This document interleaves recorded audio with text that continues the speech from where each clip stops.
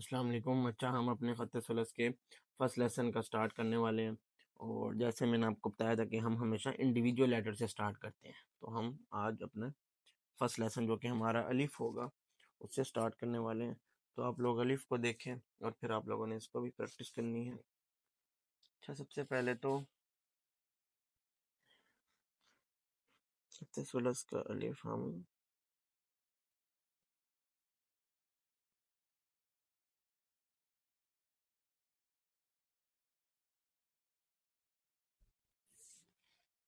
ठीक है,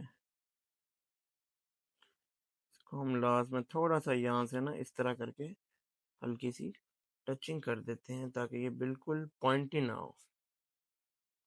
ठीक है, ये आपका खत सुलस का अलिफ है। अब इसको अगर आप गौर से देखें, अगर मैं आपको यहाँ पर इसकी थोड़ी सी इस ड्राइंग को मैं गौर करवाऊँ तो ये आप इसको देखें, ये एक स्ट्रेट लाइन नहीं है। ठीक है, अगर मैं इधर आपके सामने एक स्ट्रेट लाइन लगा भी दूँ तो आपको देखें क्लियरली आइडिया हो रहा है कैसे ये लाइन थोड़ी सी टेढ़ी चली गई। देखें यहाँ पर भी गैप है और यहाँ पर भी। ठीक है, तो ये किस तरीके का स्ट्रोक बना है, थोड़ा सा पहले इनसाइड जा रहा है। ठीक है, लेफ्ट से स्टार्ट करके अंदर की तरफ जा रहा है और फिर इस तरह अंदर से हल्का सा बाहर की तरफ से थोड़ा सा एंडिंग हो रही है इसकी इस टाइप की। ठीक है, तो अलिफ को हम अगर चाहें तो हम थोड़ा सा 3 पार्ट्स में डिवाइड भी कर सकते हैं।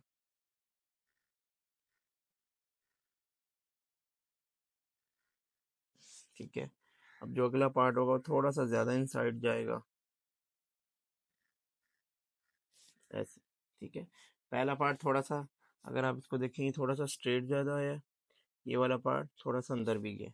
अब लास्ट पार्ट इसको हमने एंडिंग पे लाना है और ये हल्का सा थोड़ा सा लेफ्ट की तरफ, ठीक है, इसकी तरफ जाएगा। मतलब का खत सुलस का अलिफ है।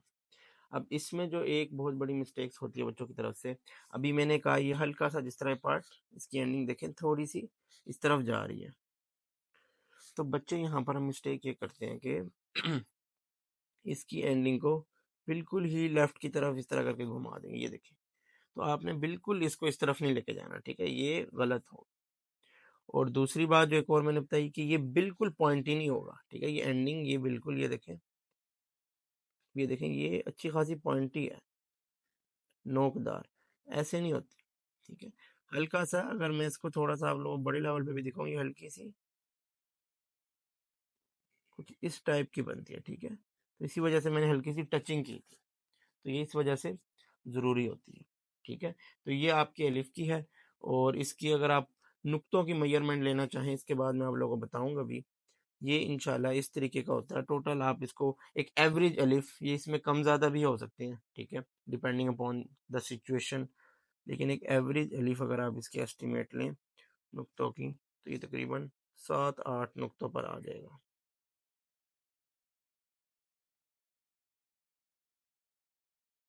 ठीक है, 8 नुक्तों पर आ गया।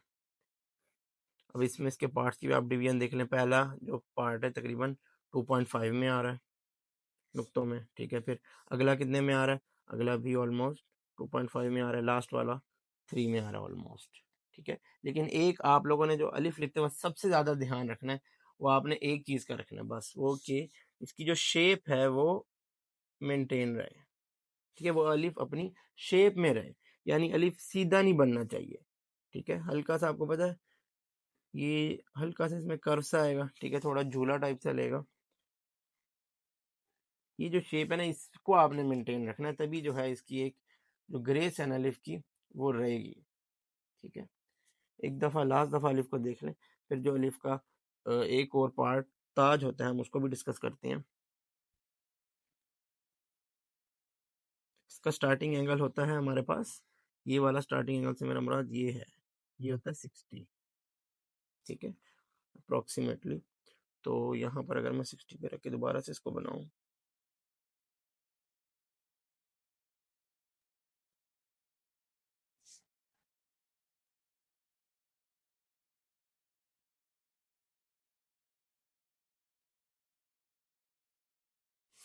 ये अलिफ बन गया आपका।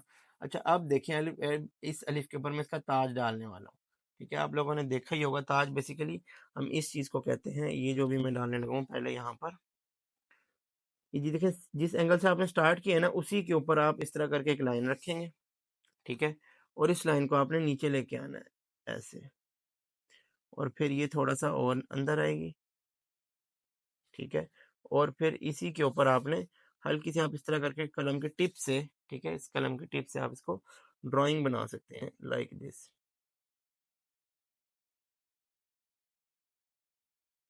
ठीक है, तो आप इसकी इस तरीके से ड्राइंग भी बना सकते हैं। लास्ट पार्ट की ये मैंने जो आपको बताया। ठीक है, इसकी मेजरमेंट तकरीबन, अगर मैं यहाँ से थोड़ा सा ऊपर से लाइन लगाऊं, लाइन थोड़ा ये वाली कद की लाइन थोड़ा नीचे से लगी हुई है। ठीक है, तो ये तकरीबन 1.5 या फिर इससे थोड़ा सा ज़्यादा, लेकिन 2 नुक्तों से थोड़ा कम ही होता है, इतनी इसकी मेजरमेंट होती है। ठीक है, अच्छा तो इस वाले के ऊपर आप ताज की जो है डेमोन्स्ट्रेशन दोबारा देखें। ताज बहुत ही इम्पोर्टेंट हमारा एक एलिमेंट है अल्फ़ाबेट का, क्योंकि इसके बगैर जो है आपको अलिफ की जो है ना वो प्रॉपर शेप नज़र नहीं आएगी। ठीक है, मज़ा नहीं आएगा। ताज नाम से देखें ज़ाहिर हो रहा है कि ताज कितना ज़रूरी है। तो ताज अच्छे तरीके से डालना है, इसकी प्रैक्टिस करनी है।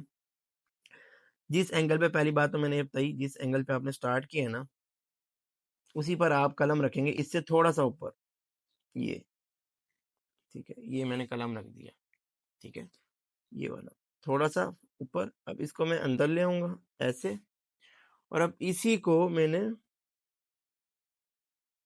नीचे की तरफ लेके जाना है थोड़ा ऐसे। ठीक है, ताज बनाते वक्त एक चीज का लाजमी ध्यान रखना, बच्चे क्या करते हैं, अलिफ जब हमने बनाया तो इस ताज के इस पार्ट को ना ये बाहर निकाल देते हैं कलम से। जैसे अगर मैंने यहाँ से स्टार्ट किया, ये इसको ऐसे करके बाहर निकाल, ये देखें अब ये पूरा हिस्सा क्या हो गया, बाहर आ गया इससे, अलिफ से। तो मेरा आप ताज देखें, एक हिस्सा, कुछ हिस्सा अंदर है, ज्यादा हिस्सा बाहर है। तो इस तरीके का आपने बनाना है। ठीक है, यानी अगर मैं इसको इस तरीके का बनाऊं, ये आपका ताज है, ये अलिफ है।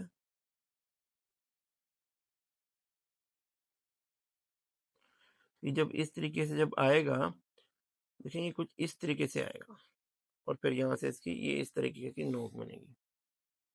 ठीक है, इसको बहुत ज्यादा ऐसे करके बाहर नहीं निकाल देना। ठीक है, इसका एंगल डाउनवर्ड होता है,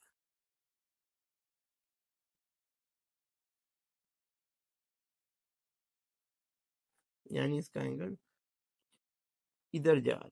ठीक है, जब आप इसको बाहर निकालेंगे तो आप इसका एंगल ही चेंज कर देंगे, यानी ये इस तरीके का जाएगा। फिर जब इनको बाहर निकाल देंगे बहुत दूर चला जाएगा।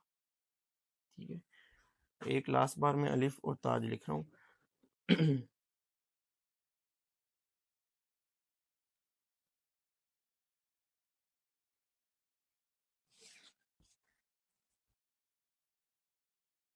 ताज को एक दफा फिर क्लोजअप देखें। थोड़ा सा जिस एंगल से स्टार्ट किया उसी से ही थोड़ा सा पीछे, लाइक दिस। ये अब इसको ऐसे नीचे लाएंगे। ठीक है, इसकी या तो ड्राइंग कर दें या तो कुछ इस टाइप का भी बनाया जा सकता है, लेकिन ये थोड़ा सा ज़्यादा मुश्किल है जो मैंने आप लोगों को पहले बताया उसकी निस्बत अगर हम कंपेयर करें इससे।